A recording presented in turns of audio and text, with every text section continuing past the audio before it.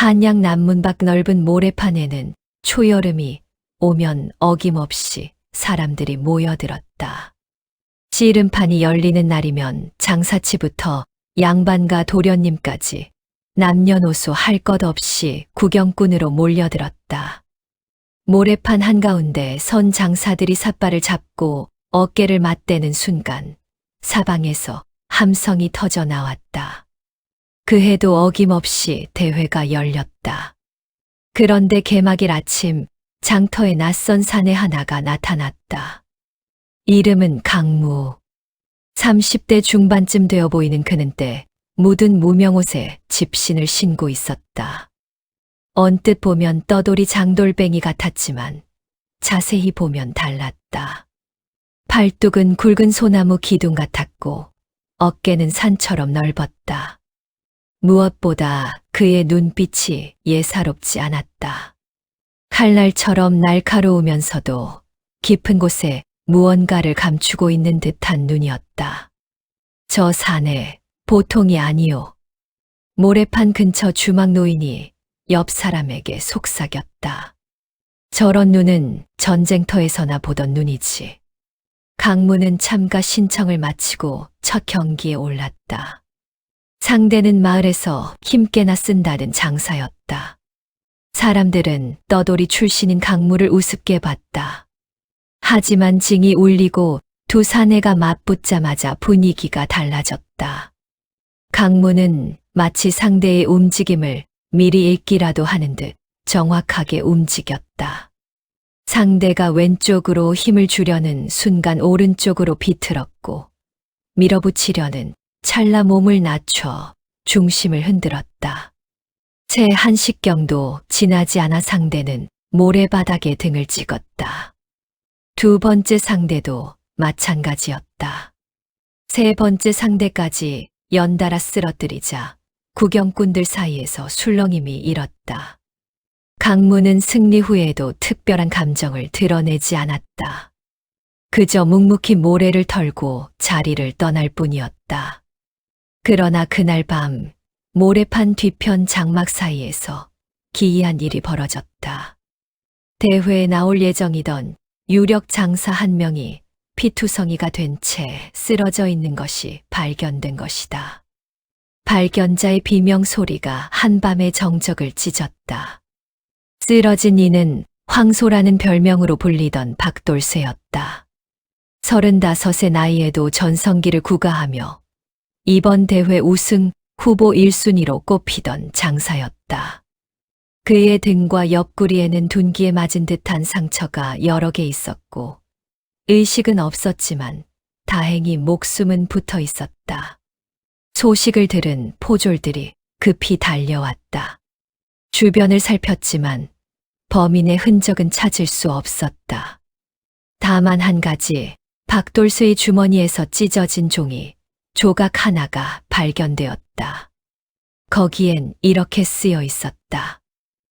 물러서라. 다음은 목숨이다. 사람들은 수군거리기 시작했다. 누군가 일부러 해친 게 분명해. 대회를 앞두고 이런 일이 생기다니 필시 경쟁자의 짓이 아니겠소? 그렇다면 오늘 처음 나타난 그 강무란 자가 수상하지 않은가? 소문은 빠르게 퍼졌다. 강무가 박돌쇠를 제거하고 우승을 노린다는 추측이 장터를 휩쓸었다. 포졸들도 강무를 의심의 눈초리로 바라봤다. 하지만 확실한 증거가 없었다. 사건 당시 강무는 주막에서 술을 마시고 있었고 여러 사람이 그를 목격했다. 강무는 이 모든 소동에 아랑곳하지 않고 묵묵히 모래판만 바라볼 뿐이었다. 사람들이 수군거리는 소리가 들려도 대꾸하지 않았다. 그의 침묵은 오히려 의심을 더 키웠다. 이틀째 되던 날 저녁, 박돌쇠의 동생 연화가 강무를 찾아왔다. 23의 연화는 오라버니를 간병하느라 눈이 퉁퉁 부어 있었다. 그녀는 강무 앞에 무릎을 꿇으며 말했다. 부디 우리 오라버니를 해친 자를 찾아주시오. 포졸들은 아무것도 하지 않고 사람들은 당신을 의심하지만 저는 압니다. 당신은 그런 자가 아니라는 것을요. 강문은 처음으로 표정에 변화를 보였다. 어찌 그리 확신하시오? 당신의 눈을 봤습니다. 그 눈은 거짓을 품을 수 없는 눈이요.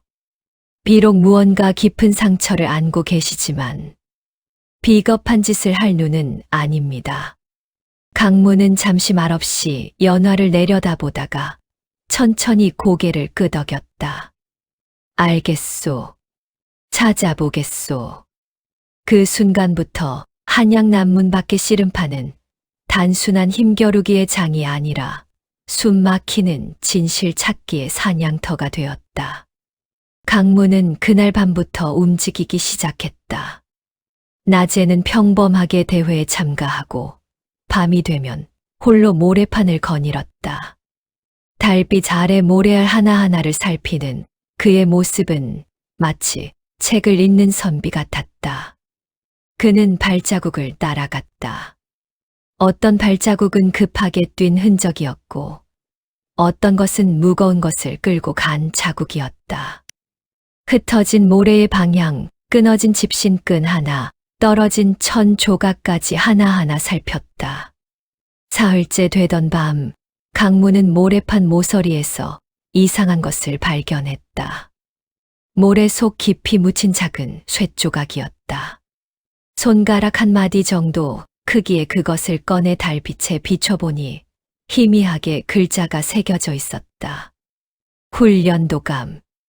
군영의 표식이었다. 씨름판에 왜 이런 것이? 강무의 표정이 굳어졌다. 그는 자신의 과거를 떠올렸다. 10년 전 그 역시 훈련도감 소속 군사였다. 씨름을 잘해 군용 대표로 여러 대회에 나갔었다.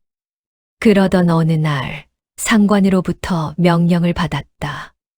특정 상대에게 일부러 저주라는 것이었다. 뒤에 큰 어른들의 내기가 걸려 있다는 이유였다. 강문은 거부했다. 싸움은 정직해야 한다고, 거짓 승부는 할 수 없다고 버텼다. 그 대가는 혹독했다. 상관의 물건을 훔쳤다는 누명을 쓰고 군영에서 쫓겨났다. 모든 것을 잃고 떠돌이 신세가 된 것이 그때부터였다. 이번에도 똑같은 수작인가? 강문은 쇳조각을 주머니에 넣고 대회 주최 측을 조사하기 시작했다. 주최자는 최대감이라는 상단주였다. 한양에서 곡물과 직물 장사로 큰 돈을 번 인물이었다. 겉으로는 대회를 후원하는 선량한 부자였지만 주막 사람들에게 술값을 쥐어주며 캐낸 정보는 달랐다. 최대감 양반은 매번 대회 때마다 큰 돈을 걸지 누가 이길지 미리 알고 거는 것 같더군.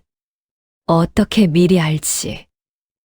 그야 힘센 놈들을 자기 사람으로 만들어 놓는 거지. 돈도 주고 벼슬자리도 약속하고. 강문은 퍼즐이 맞춰지는 느낌을 받았다. 박돌쇠는 아마도 회유를 거부했을 것이다. 그래서 제거된 것이다. 하지만 증거가 필요했다. 확실한 증거가. 대회는 계속되었고 강문은 차례차례 상대를 물리치며 결승까지 올라갔다. 그의 상대는 백호라는 젊은 장사였다. 25 나이에 키가 7척이 넘고 어깨가 문짝만 했다. 알고 보니 최대감이 어릴 때부터 키워온 사람이었다. 결승 전날 밤 연화가 강무를 급히 찾아왔다. 숨을 헐떡이며 말했다.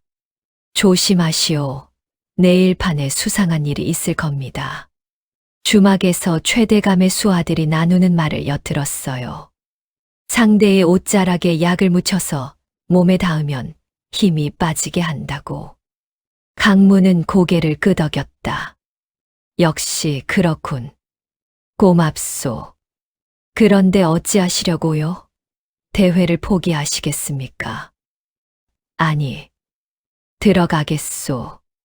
그래야 놓을 것 아니오. 여우 꼬리를. 결승날 아침 모래파는 인산인해를 잃었다. 한양 안팎에서 수천 명이 몰려들어 빈자리가 없었다. 양반들은 높은 자리에 앉았고 서민들은 빙 둘러서서 목을 빼고 바라봤다. 최대감은 상석에 앉아 만족스러운 표정으로 주변 양반들과 이야기를 나눴다. 그의 옆에는 큰 주머니가 놓여 있었다. 내기에 건 돈이었다. 징이 울렸다. 강무와 백호가 모래판 가운데로 걸어 나왔다. 두 사람이 삿발을 잡는 순간 사방이 숨을 죽였다. 백호의 힘은 정말 무서웠다. 첫 맞붙음부터 강무를 밀어붙였다. 구경꾼들이 함성을 질렀다. 하지만 강무는 당황하지 않았다. 그는 일부러 시간을 끌었다. 백호의 호흡을 읽고 힘이 들어가는 방향을 파악했다. 그러다 강무는 보았다. 백호가 삿발을 다시 잡으려고 팔을 뻗을 때 소매 끝에서 희미한 흰 가루가 흩날리는 것을. 구경꾼들은 눈치채지 못했지만 강무의 예리한 눈은 놓치지 않았다. 역시 강무는 몸을 비틀며 백호의 팔을 피했다. 동시에 백호의 중심을 흔들기 시작했다. 좌우로 앞뒤로 끊임없이 움직이며 상대의 체력을 소진시켰다. 이 승부는 사람이 아니라 탐욕이 만드는구나. 강무가 중얼거린 그 순간 백호의 발이 헛디뎠다. 강무는 기회를 놓치지 않았다. 온 힘을 다해 허리를 숙이며 돌렸다.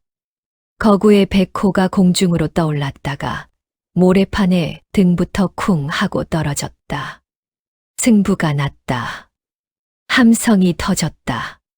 하지만 강무는 승리를 기뻐하지 않았다. 그는 모래를 털고 일어나 곧장 상석으로 걸어갔다. 최대감을 똑바로 바라보며 말했다. 승자에게 상을 주시기 전에 먼저 밝힐 것이 있소. 사람들이 웅성거렸다. 최대감의 얼굴이 굳어졌다. 강무는 품에서 쇳조각을 꺼내 들었다. 이것은 훈련도감의 표식이요. 박돌쇠를 습격한 자리에서 발견했소. 그리고 오늘 백호의 옷에서는 힘을 빼는 약이 묻어 나왔소. 백호가 얼굴이 하얗게 질렸다. 최대감은 일어서며 소리쳤다. 무슨 헛소리냐. 증거도 없이 함부로. 그때 연화가 군중 속에서 나왔다. 손에는 종이 몇 장이 들려 있었다.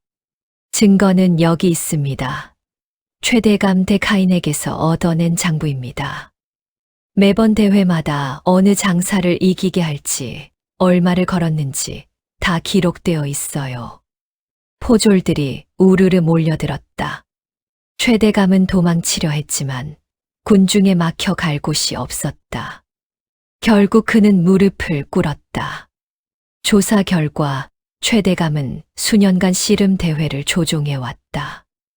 말을 듣는 장사들에게는 돈을 주고 거부하는 자들은 해쳤다.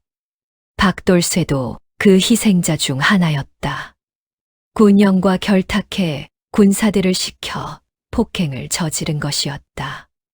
최대감과 공모자들은 모두 잡혀갔다. 박돌쇠는 다행히 깨어났고 다친 몸을 추스르고 있었다. 사건이 마무리된 어느 저녁, 연화가 짐을 꾸리는 강무를 찾아왔다. 이제 어디로 가시오? 강무는 노을 지는 하늘을 바라보며 답했다. 씨름이든 무예든 스포츠라 불리는 이 모든 것이 결국 사람의 마음이 싸우는 자리요. 힘만 센다고 이기는 게 아니라 정직해야 진정한 승자가 되는 법이지. 나는 다시 길 위로 가겠소.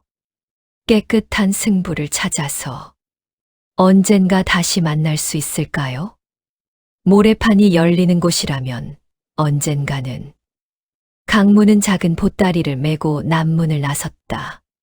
그의 넓은 등 위로 저녁 노을이 조용히 내려앉았다. 모래판에는 그의 발자국만이 남아 바람에 천천히 지워져 갔다.